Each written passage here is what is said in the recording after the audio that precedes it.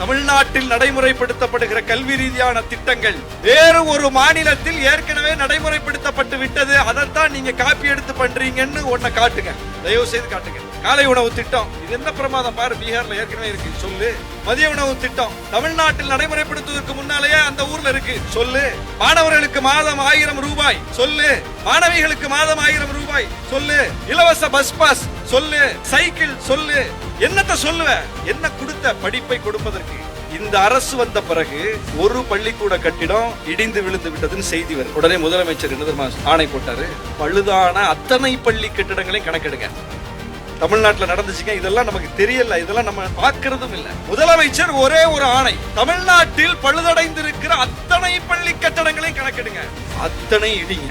இடிச்சிட்டு ஒரே ஆணையில் அத்தனை பள்ளி கட்டடங்களை புதிதாக கட்டுங்க.